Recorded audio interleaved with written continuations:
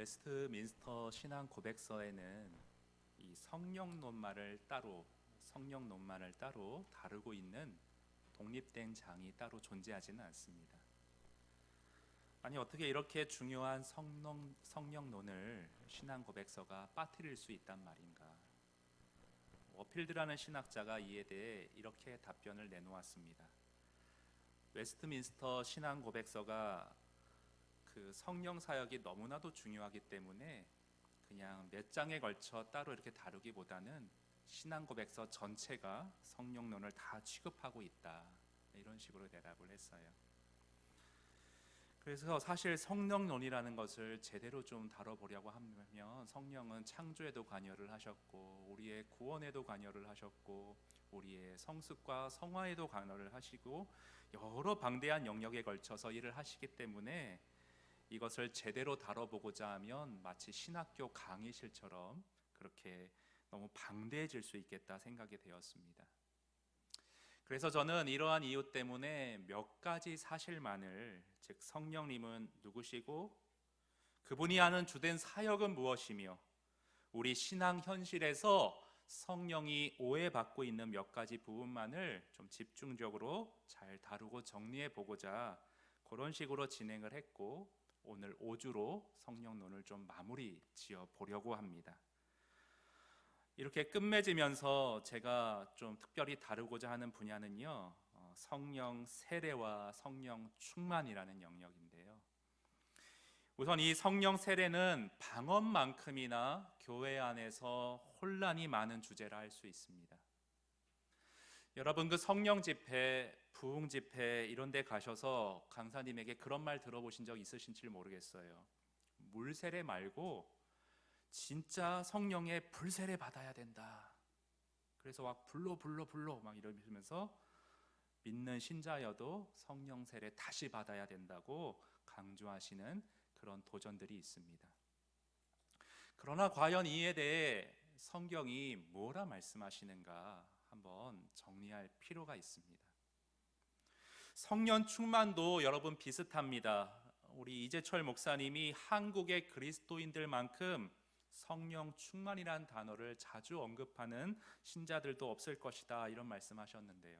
실제 돌이켜보면 우리가 하는 기도 가운데, 일상의 나눔 가운데, 설교 가운데 빈번히 사용되는 용어가 바로 성령 충만입니다.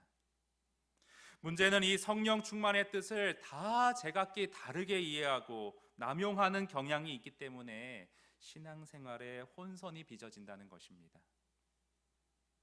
예를 들어 어떤 분들은 성령 충만하면 뭘 떠올리죠?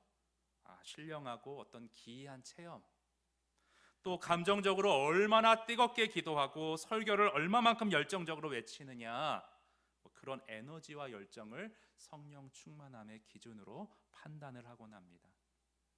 그리고 또 다른 분들은 윤리적이고 인격적인 이 성령의 열매를 충만함의 초점으로 가르치기도 하십니다. 이처럼 성령 충만, 성령 세례 둘 다 정리가 한 번쯤 필요한 영역이고 이 둘이 서로 긴밀히 맞물려 같이 연결되어 있기 때문에 이 두 가지 주제를 한때 묶어 다루는 것이 유용할 것 같습니다. 자, 그래서 우선 성령 세례부터 여러분 간략히 좀 살펴보겠는데요. 일단 정의부터요. 성령 세례란 무엇인가? 스프라울이 이렇게 정의를 내렸습니다. 성령 세례는 하나님께서 그의 백성에게 사역을 맡기시기 위해 능력을 부어주시는 것이다. 구원받은 우리들에게 하나님의 일, 사역을 하도록 능력을 부어주시는 것이다. 여러분 아실지 모르겠는데 이 성령 세례, 불세례를 다시 뜨겁게 받는 것이 필수이다, 이런 가르침이 한때 교회 안에 유행처럼 번져나간 적이 있었습니다. 왜 그런 거 아니? 우리 많은 신자들이요, 평소에 성령과는 거의 상관없이 뜨뜻미지근하게 성령에 대한 별다른 기대나 갈망 없이 무기력하게 신앙생활을 하고 있었기 때문에 성령 세례를 뜨겁게 다시 받아 새로운 혁신을 일으켜야 한다, 이런 경종을 울리는 도전이 성도들에게 자극과 충격으로 다가왔었습니다. 성경적인 근거도 있어요. 여러분, 그 예수님이 이 땅에 인간의 몸 입고 계실 때에 제자들의 모습이 어떠했는지 한번 떠올려 보시기 바랍니다. 우리에게 오늘날 본이 되고 귀감이 되는 그러한 모습보다는 왠지 기대에 못 미치는 안타까운 실수들을 주로 자아냈지 않습니까? 그런데 이런 제자들을 향해 예수님은 사도행전 1장 5절에서 이런 약속을 주셨습니다. 오늘 성경을 좀 여러분과 함께 찾아서 읽기를 원하는데, 에베소서 앞에 사도행전 몇 장 넘기시면 있습니다. 사도행전 1장 가보시죠. 신약성경 186페이지 사도행전 1장 5절입니다. 되게 좋은 것 같아요. 이렇게 착착 찾는데 소리가 성령께서 가장 좋아하시는 소리가 이 성경 찾는 소리라는 농담이 있습니다.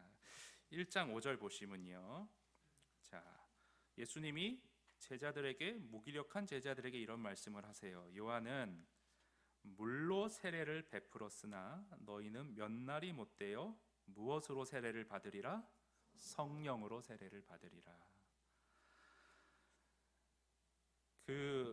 회개하여 너희가 물 세례는 받았지만 아직 성령 세례는 못 받았다. 그러므로 기다려라. 곧 받게 될 것이다. 지금 그 말이거든요. 그래서 곧바로 그 다음 장 사도행전 2장에 가보면 오순절 성령 강림 사건이 실제로 발생합니다. 그리고 그날을 기준으로 삼아서 제자들의 모습이 완전 비포와 애프터로 확연하게 갈리게 됩니다.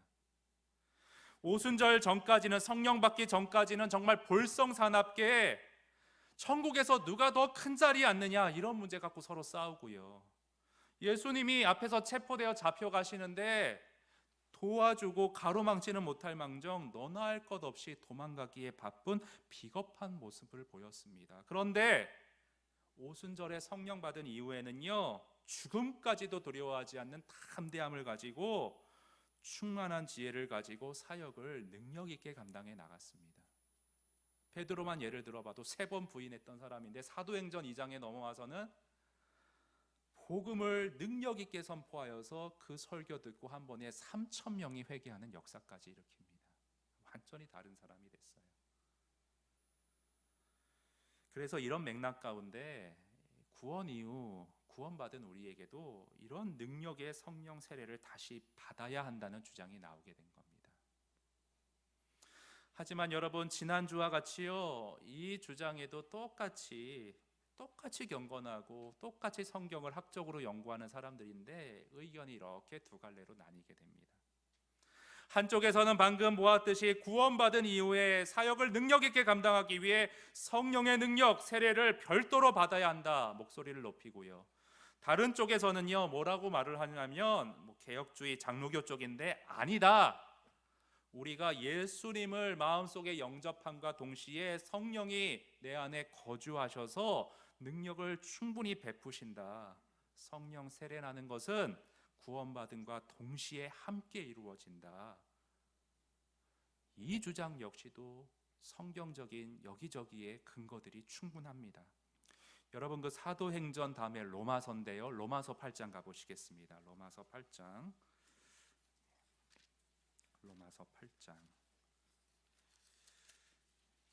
저랑 새가족 양육했던 분들은 성경 참 많이 찾았죠? 네, 앞으로 그럴 것 같습니다. 로마서 8장 9절 한번 보겠습니다. 8장 9절.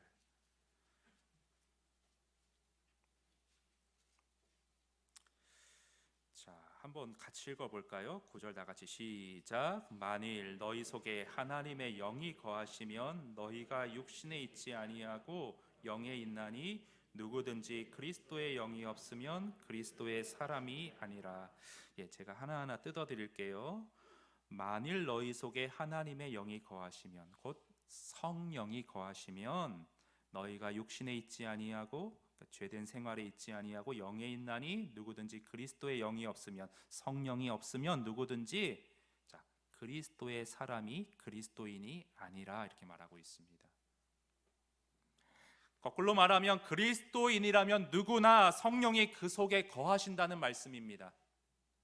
그리고 이 성령은요, 구약에서처럼 일시적으로 잠깐 신자 안에 거했다가 뭐 상황에 따라 또 떠나가시고 그런 게 아니고요. 우리 속에 이제 한번 거하시면 영원토록 거하신다. 그렇게 성경이 또 가르쳐주고 있습니다.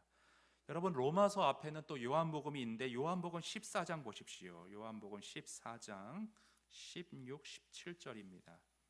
요한복음 14장 한 번 거하시면 떠나지 않고 영원토록 우리와 함께 있겠다고 말씀하시는데, 같이 보시면요, 자 14장 16절, 조금 시간이 걸려도 같이 우리 공동체이기 때문에 찾을 때까지 좀 기다리겠습니다. 14장 16절, 내가 아버지께 구하겠으니 그가 또 다른 보혜사를 너희에게 주사, 자 영원토록, 이게 중요해요. 영원토록 너희와 함께 있게 하리니. 자 계속 볼게요. 그는 진리의 영이라 세상은 능히 그를 받지 못하나니 이는 그를 보지도 못하고 알지도 못함이라. 그러나 너희는 그를 아나니 그는 너희와 함께 거하심이요 또 너희 속에 계시겠음이라. 지금 문맥을 쭉 살펴보면 세상 사람들에게는 없지만 우리 그리스도인들 안에는 이 속에 성령이 거하시는데 일시적이 아닌 영원토록 거하신다 약속을 분명히 해주셨습니다. 우리의 못남과 우리의 죄성에 따라서 성령이 거했다 떠나가면 거할 사람 누가 있겠습니까? 그래서요, 이거는 특정히 믿음 좋은 사람에게만 해당되는 그런 어떤 약속이 아니라 구원받은 우리 모두에게, 지금 모여 계신 그리스도의 한 몸을 이룬 모두에게 해당되는 말씀이라고 또 성경이 말씀을 해주십니다. 여러분, 고린도전서 한 번만 더 볼게요. 고린도전서 12장 한번 찾아주세요. 제 말이 아니라 성경을 근거로 해서 제가 좀 말씀드리기 원해서 성경을 좀 찾습니다. 고린도전서 12장 13절. 고린도전서 12장 13절, 우리가 유대인이나 헬라인이나 종이나 자유인이나 다 한 성령으로 세례를 받아 한 몸이 되었고 또 다 한 성령을 마시게 하셨느니라. 자, 구원받은 우리는 서로가 그리스도의 몸된 교회를 이루는 한 몸이 된다. 근데 그 한 몸 된 사람들은 누구나 할 것 없이 다 한 성령을 마시고 또 다 한 성령으로 세례를 받게 된다. 지금 말씀해 주고 계십니다. 그래서 이런 말씀들을 전체적으로 좀 종합해 보면요, 비그리스도인들은 성령 세례를 받지 못하지만 중생한 우리 모든 그리스도인들은 구원과 동시에 성령 세례를 받는다. 이렇게 성경적으로 정리해 볼 수가 있습니다. 저는 이 후자의 입장을 해석적으로 좀 지지하는 편이기는 한데, 근데 한 가지 문제가 있어요. 그것은 뭐냐면, 우리 믿는 신자 안에 이렇게 성령이 누구에게나 세례로 받아서 주어져 있는데, 근데 우리가 그렇게 선물로 주어진 성령을 하찮게 여기면서 내 안에 능력 행하시기를 원하는 성령을 그만 사장시키고 있다는 것입니다. 그래서 버나드 램이라는 신학자는 이런 문제 제기를 했습니다. 우리는 중생할 때 성령의 모든 것을 다 받았다, 그렇게 해석하고 주장할 수 있지만, 근데 문제는 뭐냐? 우리의 구체적인 삶에서 성령의 풍성함을 거의 보여주지 못하고 있다. 이게 문제다. 성령 받았으나, 성령 세례로 그 능력이 이 안에 잠재되어 있으나 어찌된 일인지 너무나도 각박하고 메마른 신앙생활을 우리가 이어가고 있다는 말입니다. 그래서 저는 지금까지 소개해드린 이 두 견해가 서로 잘 조화되어지고 좀 보완되어질 필요가 있다라고 생각을 합니다. 일단 성경 전체를 봤을 때는 해석적으로 성령 세례를 중복적으로 계속 다시 받아야 한다는 주장은 좀 해석적으로 무리가 있어 보입니다. 일단 오순절 얘기를 하지만 그때 제자들은요, 성령이 이 땅에 영원히 거하시는 보혜사로 오시기 전 예수님 곁에서 신앙생활하다 자충우돌하다가 특정 시기 오순절이 돼서 성령을 다시 받은 아주 특수한 케이스고요. 우리랑은 지금은 상황이 좀 다르지요. 그리고 더 결정적으로는요, 여러분 생각해 보세요. 우리가 이제 4월 달이면 세례를 또 하는데 물 세례 받았는데 그거를 내가 받았을 때는 좀 뜨거웠는데 또 신앙생활 해보더니 좀 이렇게 침체됐다. 그렇다고 해서 또 2번 받고 3번 받고 계속 받는 거 좀 이상하잖아요. 예수 그리스도를 나의 구세주와 주님으로 마음속에 모셔드리는 영적 기도를 이미 했는데 매일 똑같이 그 기도를 반복드린다고 하면 그것도 좀 이상하지요. 그런데 여기서 중요한 것은요, 여러분, 내가 한번 분명히 구원받았다고 해서 일상에서 평상시에 십자가의 은혜를 하나님이 구원받았으니까 십자가의 은혜 평상시에 전혀 묵상하지 않고 복음에 내가 푹 잠겨 살아가지 않는다면 그 사람은 명목상으로는 구원받았을지 모르지만 실제적으로는 옛습관에 젖어 그리스도와 상관없이 살아갈 가능성이 매우 높은 사람들입니다. 그래서 뭐 육적인 그리스도인 이런 용어도 생기잖아요. 그래서 매일 영접 기도를 드리는 건 아니지만 우리는 매일 매순간 십자가의 은혜를 다시금 곱씹고 그 은혜에 대한 감격과 감사에 젖어가지고 어떻게 하면 오늘 하루도 주님을 기쁘시게 해드릴 수 있을까, 이런 고민과 기도 가운데 노력하는 삶을 매일 반복적으로 이어가야 된다는 것입니다. 따라서 결론적으로 성령 세례는 일생에 구원받을 때 딱 한 번 받는 것이지만 그렇게 내 안에 들어와 계신 성령의 은혜와 능력은 매일 매순간 갈급함으로 간절히 구하고요, 그분의 조명하심의 역사를 간절히 의지하고 사모하면서 말씀으로 이끄시는 그분의 손을 잡고 일상을 풀어가는 연속된 여정을 우리는 꾸준히 걸어가야 한다는 것입니다. 여러분, 성경 요한복음 한번 가보실까요? 그 앞으로 가셔서 요한복음 7장 37절 보시겠습니다. 요한복음 7장 37절. 요한복음 7장 37절. 자꾸 찾으시다 보면 이제 빨라지실 거예요. 요한복음 7장 37절. 뭐 어느 교회에서는 제일 빨리 찾은 사람 손 드세요 뭐 이러는데 그렇게는 안 하고요.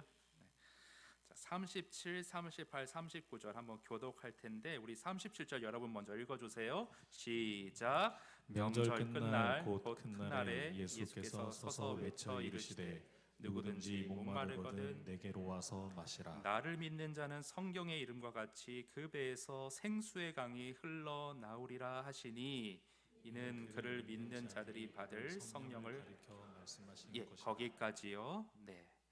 자, 이 말씀 보시면 성령이 이 배 안에서 우리 이 내면 안에서 생수의 강같이 넘쳐 흐르기 위해서 뭘 어떻게 해야 하는가 37절에 그 비결이 나와 있는데 누구든지 목마르거든. 여러분 목이 말라야 돼요. 성령에 대한 목마름이 갈급함이 우리 안에 있어야 합니다. 그리고 그 갈급함은 지금 이렇게 물 한 잔 마셨다고 해서 이제 영원히 안 마시는 게 아니라 2번, 3번, 하루에도 몇 번씩 이 물을 마셔야 갈증이 참 해소가 되지요. 성령은 그렇게 지속적으로 계속해서 갈급하게 구하고 붙들고 의지해야 되는 존재인 것입니다. 여러분 관련하여서 오늘 본문 에베소서 말씀도 좀 보기 원하는데요. 에베소서 5장을 한번 펴보시겠습니다. 에베소서 5장. 교리 설교이기 때문에 여기저기를 찾지만 희소식은 다음 주부터는 이제 아브라함 강해를 하기 때문에 저는 본문에서 안 벗어나요. 딱 한번 피시면 될 거예요. 자, 5장 18절 말씀 한번 보세요. 중심 말씀이죠. 5장 18절 말씀. 술 취하지 말라 이는 방탕한 것이니 오직 성령으로 충만함을 받으라 되어 있어요. 여기서의 핵심은 어떤 술 그 자체보다는 술 기운이 어떤 사람을 사로잡듯이 성령 하나님이 나를 주권적으로 컨트롤하시는 것, 그것을 성령 충만이라 지금 말씀을 하고 있는 것입니다. 그래서 고신대학교 박영돈 교수님은요 성령 충만을 이렇게 정의 내렸습니다. 내 존재와 삶이 성령의 영향력에 의해 지배되고 인도받는 것, 이렇게 내렸습니다. 내 존재와 삶이 성령의 영향력에 의해 지배되고 인도받는 것. 여러분 여러분 해보셔서 아시겠지만요, 내 오래된 이 뿌리 깊은 성품을 내 힘만으로는 고치지 못합니다. 저도 약점이 있어요. 그러나 육신이 연약하여 할 수 없는 그것을요, 성령님이 하십니다. 오늘 자막에 영광송이 안 나왔죠. 제가 어제 몇 번 우리 백전사님한테 확인했는데, 또 이 성령이 날 주관하셔서 웃으면서 괜찮다고 이렇게 할 수 있어요. 저는 원래 굉장히 철저한 사람이거든요. 또 여러분, 이 9절에서 18절에서 눈여겨보셔야 할 지점이 있는데, 성령으로 충만함을 받으라 명령형으로 되어 있어요. 그러니까 이거는 선택사항이 아닌 거예요. 거듭난 신자라면 누구나가 순종해야 할, 받아야 할 필연적인 명령입니다. 믿음이 좋은 사람에게만 해당되는 거 아니에요. 그리고 여러분, 또 받으라, 이 충만함을 받으라 수동태로 되어 있죠. 그래서 성령 충만은 내가 무언가 능동적으로 고행하고 수행해서 성취할 수 있는 거 아니고요, 하나님께 은혜를 구해서 이렇게 받아야 할, 수동적으로 받아야 할, 그 하나님이 행하시는 손에 붙들려야 할 그러한 성질의 것임을 알려주십니다. 그리고 마지막으로 가장 중요한 포인트는 이거예요. 성령으로 충만함을 받으라는 동사의 시제가요, 원어로 현재 시제로 되어 있습니다. 이 현재 시제의 의미는 성령 충만이 한 번 받고 끝낼 성질의 것이 아니라 매일매일, 매일 매 순간 계속 받아야 할 반복적인 은혜임을 말씀해 주고 계신 것입니다. 다시 말해, 성령 충만은요, 일시적으로 단회적인 행위로 그쳐서는 안 되는 것이고요, 항상 계속해서 지속적으로 받아야 하는 것임을 오늘 이 말씀이 시제로서 우리에게 전달을 해주고 있는 것입니다. 그래서 최종적으로 좀 정리해보면, 성령 세례는 구원과 동시에 이루어져 내 안에 능력의 성령께서 내주하시게 되는 것이고요, 그리고 그 성령 세례는 또다시 받을 필요가 없고, 그렇지만 내 안에 계신 성령의 능력이 불꽃처럼 활활 타오르는 삶을 살아가기 위하여서 우리는 성령의 역사하심에 대한 갈급함을 가지고 매일 매 순간 성령 충만함을 구하며 살아가야 한다는 것입니다. 자, 그러면 이제 어려운 정리 다 끝냈으니까 이제 좀 적용으로, 실질적인 적용으로 넘어가서 성령 충만한 삶을 대체 어떻게 살아갈 수 있느냐, 성령 충만한 삶을 살아가기 위해 우리가 해야 할 책임은 무엇이냐, 두 가지를 좀 살펴보기 원합니다. 물론 방금 말씀드렸듯이 이 성령 충만은 주권적으로 우리에게 주어지는 것이에요. 그러나 그렇다고 해서 우리의 할 일이, 우리 편에서의 책임이 전혀 없는 것 아닙니다. 신비하게 하나님이 주권적으로 성령이 하시는 거지만 우리의 책임과 행동이 맞물려서 돌아갑니다. 그래서 성령 충만한 삶을 위한 우리의 책임 두 가지 무엇이냐? 첫째는요, 성령을 소멸하고 근심시키는 죄를 회개하라는 것입니다. 성령을 소멸하고 성령을 근심시키는 죄를 회개함으로 첫걸음을 내디뎌야 합니다. 여러분, 데살로니가 5장 19절에 이런 말씀이 있습니다. 아주 짧아요. 성령을 소멸하지 말며, 성령을 소멸하지 말며. 짤막한 말씀인데 굉장히 오해들 많이 하세요. 우리는 앞에서 성령이 오늘날 믿는 신자 안에 한 번 거하시면 언제까지 거하신다고 그랬죠?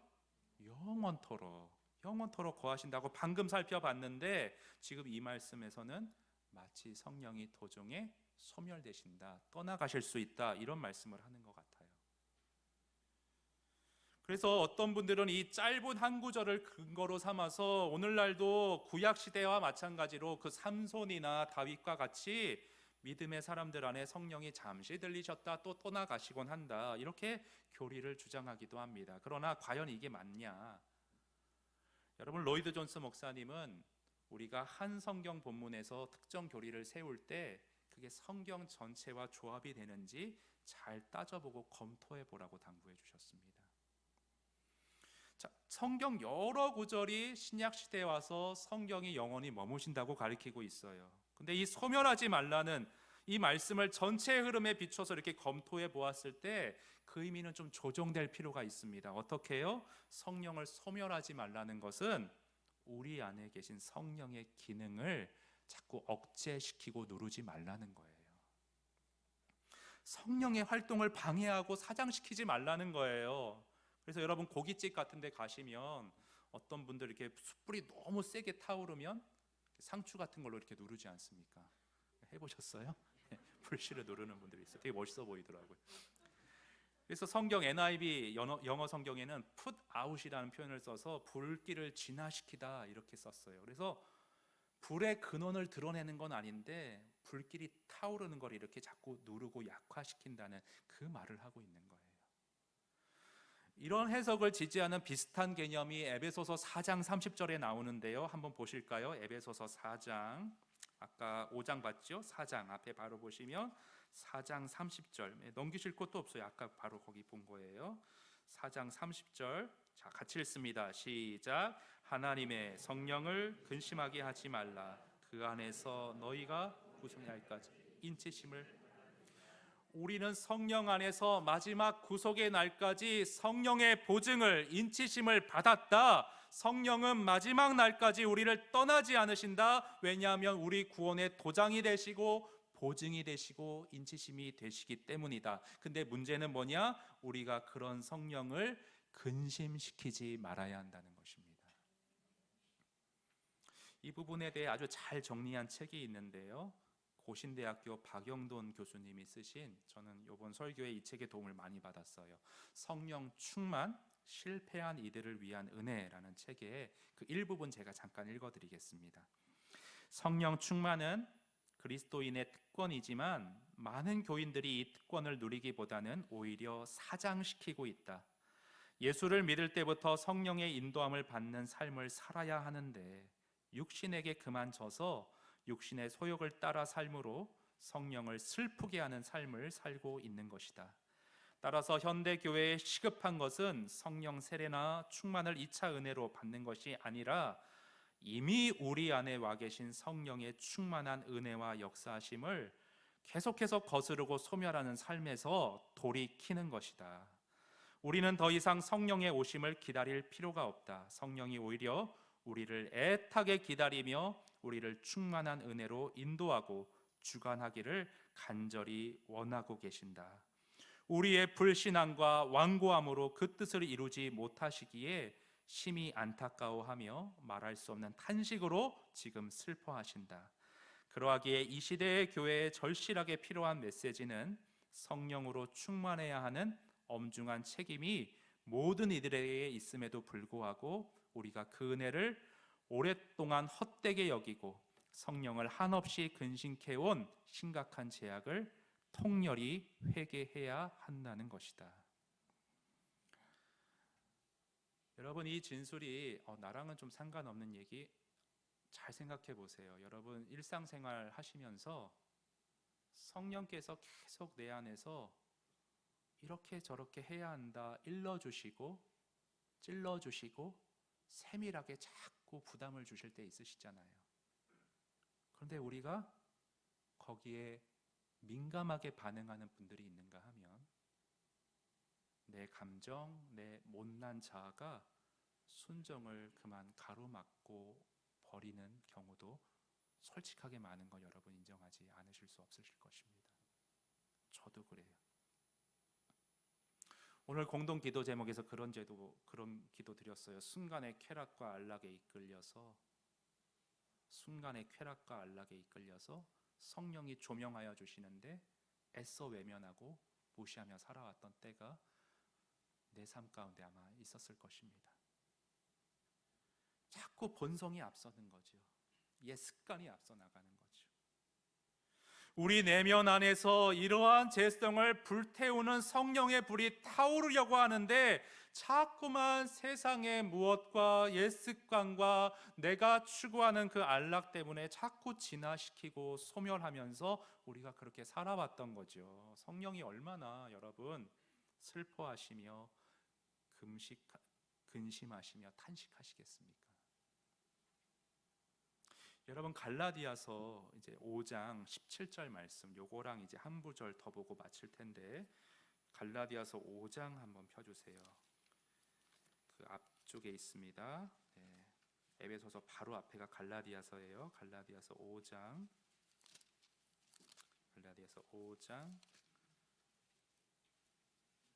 17절에서 26절, 갈라디아서 5장 17절에서 26절. 한번 교독으로 읽으면 좋겠는데요. 제가 먼저 읽습니다. 내가 이르노니 너희는 성령을 따라 행하라. 그리하면 육체의 욕심을 이루지 아니하리라. 육체의 욕심은 성령을 거스르고 성령은 육체를 거스르나니 이 둘이 서로 대적하므로 너희가 원하는 것을 하지 못하게 하려 함이니라. 너희가 만일 성령의 인도하시는 바가 되면 율법 아래 있지 아니하리라.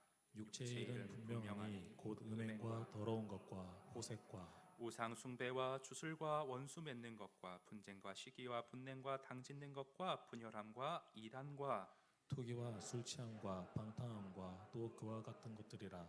전에 너희에게 경계한 것 같이 경계하노니 이런 일을 하는 자들은 하나님의 나라를 유업으로 받지 못할 것이요 오직 성령의 열매는 사랑과 희락과 화평과 오래 참음과 자비와 양성과 충성과 온유와 절제니 이 같은 것을 금지할 법이 없느니라. 그리스도 예수의 사람들은 육체와 함께 그 정욕과 탐심을 십자가에 못 박았느니라. 만일 우리가 성령으로 살면 또한 성령으로 행할지니 헛된 영광을 구하여 서로 노엽게 하거나 서로 투기하지 말지니라. 이따가 또 갈라디아서 5장을 볼 거기 때문에 덮지 마시고 계속 이 부분 피고 따라와 주시면 좋겠는데요. 지금 5장에 나오는 두 가지 대비점이 있죠. 육신의 소욕과 성령의 일하심. 여러분 생각해 보세요. 나는 현재 이 두 가지 영역 가운데 어디에 더 무게 중심을 두고 있는가? 내 삶의 사랑, 화평, 오래 참음, 온유, 자비 이런 모습들이 더 많이 나오는가? 아니면 음행, 원수 맺음, 분쟁, 시기, 방탕함 이런 쪽으로 더 흘러가고 있는가? 어디에 더 기울어져 있는가? 나는 혹시 성령을 근심시키고 그분의 역사를 무효화시키고 있는 건 아닌가? 우리의 책임이거든요, 여러분. 한번 성령이 여러분 내면 안에, 마음 안에서 탄식의 한숨을 내쉬고 있는 그 모습을 머릿속에 한번 떠올려 보세요. 가슴을 치시면서 수심 가득한 엎들로 어떻게 하려고 저러나, 언제까지 저러려나, 그 모습 한번 상상해 보세요. 저는 바라기는요, 오늘 이 자리에 나오신 우리 성도 소리교회 사랑하는 성도님들 모두가 혹여나 성령을 근심케 한 일을 지난날 행해 오셨다면 모두가 이 시간 회개하심으로 그 일을 중단하실 수 있기를 주님의 이름으로 축원드립니다. 두 번째요, 우리가 어떻게 성령 충만할 수 있는가? 첫째로는 성령을 소멸하고 근심시키는 죄에 회개함으로 나아가야 되고요. 마지막 둘째로는 평범한 일상 속에서 성령 충만의 영역을 넓혀 가라는 것입니다. 우리 평범한 이 일상 속에서 성령 충만함의 영역을 자꾸 넓혀 가라. 여러분, 이게 무슨 말인가 하면 우리는 대개 성령 충만함은요, 이렇게 대그룹으로 모이는 예배 현장, 부흥 집회, 찬양 집회, 그런 데 나아가야지만 성령으로 충만할 수 있다, 그렇게 생각하는 경향들이 조금씩 있습니다. 여러분 아시지요? 한국교회만큼 예배 많이 드리는 교회 없습니다. 주일 낮 예배, 저녁 예배, 수요 예배, 새벽 예배, 금요 철야 예배, 일주일 내내 예배를 드립니다. 밤낮으로. 그런데 우리 한국의 그리스도인들이 성령 충만하여서 삶의 여러 영역에서 세상 사람들에게 덕스러운 영향력을 과연 끼치고 있는가?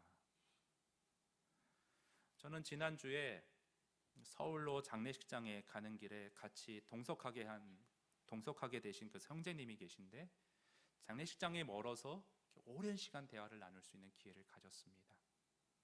기억에 남는 것이요, 이 형제님은 전에 성령의 은사와 뜨거움을 강조하는 교회에서 예배를 쭉 드려왔었는데 1시간 넘게 방언으로 기도하고 부르짖고 그런 방향으로 목사님이 많이 강조하시고 신앙을 지도해 주셨다고 합니다. 그런데 예배 때는 참 뜨겁고 은혜가 있는데 돌아와서 보면 때때로 이 공허함이 밀려왔다고 합니다. 근데 우리 교회 양육가정 그 큐티 학교를 통해서 이 말씀을 묵상하고 그 말씀이 단지 머릿속의 지식으로만 머무는 것이 아니고요, 이 말씀이 내 영혼에 들려지고 내 삶을 적시는 그 쉐마의 말씀으로 적용이 되어서 그 안에서 이루어지는 주님과의 인격적인 교제 및 교류가 내 영혼의 만족과 기쁨을 채워준다라고 간증했습니다. 그래요, 여러분, 매일 이렇게 일상과 생활의 다양한 상황 가운데 그 영역 속에서 성령의 조명하심 아래 채워지고 성장해가는 충만함이 자꾸 경험되어지고 더 많은 영역으로 확대되어 가야 합니다. 그래서 아까 인용드린 그 박영동 교수님 이런 말씀도 하셨어요. 신자들 안에 전인격적으로 내주하시는 성령께서 그들의 믿음과 순종이 온전히 더해짐에 따라 그들을 주관하시고 다스리시는 영역이 점점 더 확장되어 간다. 자꾸 넓혀가야 돼요. 이것이 성령 충만함을 추구하는 우리 노력이 지향해야 할 올바른 방향성입니다. 우리가 아까 갈라디아서 5장을 읽었는데요, 여러분 다 아마 펴고 계실 텐데 바로 이어지는 6장을 보세요. 여러분, 아까 갈라디아서 5장에서 성령을 따라 행하라, 육체의 소욕 경계하고 성령의 열매 맺어라, 성령으로 살고 성령으로 행하라, 한마디로 줄이면 성령 충만한 삶을 살아가라, 그것인데, 자, 그 겉면 뒤에 6장 1절에서 뭘 도전하고 있느냐. 1절 보시면 온유한 심정으로 범죄한 자를 바로 잡으라 말씀해 주시지요. 2절에서는 그 무거운 짐을 서로 나눠지라 하시고, 10절에서는 착한 일로 믿음의 지체들을 섬기라 당부해 주십니다. 그러니까 성전에 모여 예배드리고 성경 공부하면서 성령 충만 받으라 그러지 않고 있고요, 물론 그런 것도 중요하지만 너희가 그보다는 매일 부딪히고 살아가는 지극히 평범한 일상적인 영역 속에서, 인간관계 속에서 성령 충만함을 연습해가고 확장해가라 지금 지도해 주시는 것입니다. 여러분, 우리가 이렇게 예배 드릴 때, 말씀 들을 때 우리 심령이 얼마나 충만해집니까? 그런데 그거는 누구나 갈 수 있는 일입니다. 정말 우리가 도전해야 될 것은 뭐예요? 현실에서, 세상에서 범죄한 형제들, 자꾸 내 마음의 꺼리낌으로 불쾌하게 부딪혀오는 그 사람들 온유하게 품고 바로잡고 짐을 서로 나눠지고 섬겨나가는 그 일요, 사실 결코 쉽지 않지요. 그래서 2절에 이 짐을 각주에 보면 무거운 짐이라 번역했어요. 무거운 일입니다. 하루아침에 이루어지는 일 아닙니다. 부단히 성령을 의지하고 순복해 나가며 노력해 가야 그 충만하심의 역사를 내 삶 구석구석에 조금씩 넓혀 갈 수가 있습니다. 그럼 마지막으로 오늘 에베소서 본문 5장 이 말씀 보고 결론 내리도록 하겠습니다. 뒤쪽으로 3장만 넘기시면, 4장 넘기시면 에베소서 5장 15절부터 21절인데 아까 읽었지요. 그래서 여러분 보세요. 그 본문을 눈으로 단락을 쭉 보시면, 자, 지금 이 단락에서 18절이 중심이죠. 성령 충만함을 받으라, 이게 중심 구절인데, 자, 이 단락, 이 중심 구절에서 앞뒤 문맥을 보면 우리가 알 수 있는 건 뭐예요? 성령 충만하면 어떤 신비한 경험 내지는 평범하지 않은 어떤 특출나고 비범한 어떤 경험을 하게 된다, 이렇게 떠올리는 경우가 많지만, 지금 이 18절 중심으로 앞뒤 문맥을 보면요, 성령 충만함의 영역이 지극히 일상적이고 이성적이고 우리 생활에 밀착되어 인격적인 모습으로 나타난다는 것을 가르쳐주고 있어요. 저 15절부터 보세요. 어떻게 행할지를 자세히 숙고하라 말씀하시고요, 지혜 있게 행동하라 말씀하시고요, 16절 세월을 아끼라, 17절 주의 뜻이 무엇인가 이해하라, 19절 신령한 노래로 찬송하고, 20절 범사에 감사하며 그리스도를 경외함으로 복종하라.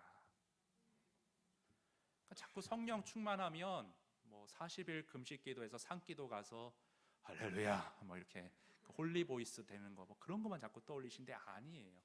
우리 일상에서 밀착적으로 인격적으로 드러나는 모든 것들입니다. 그리고 더 분명한 게, 더 결정적으로 도장을 찍는 게 뭐냐면, 저는 문맥을 늘 강조하는 게 22절부터 6장에 걸쳐서 무슨 말이 나와요? 다 우리 일상의 인간관계들을 언급하고 있어요. 남편과 아내 사이, 자식과 부모 사이, 직장에서 상사와 부하 직원 사이. 뭘 말하고 있어요? 이런 일상의 인간관계 속에서 성령을 의지하여 자꾸 더 겸손하고 온유하고 섬기며 사랑 가운데 행하기를 성령 충만함으로 훈련해 나가야 된다는 겁니다. 제가 이렇게 설교하고 집에 가서 밥상 뒤엎으면 아무 소용없는 거예요. 진짜 그런 적은 없습니다. 말을 조심해야죠, 교회에서는. 여러분, 그래서 저는 조심스럽지만 카톨릭의 신부님들보다 그냥 농담처럼 말씀드리면요, 이 목사님들의 영성이 더 좋지 않을까 생각을 해봤어요. 왜냐하면 신부님들은 결혼을 안 하시잖아요.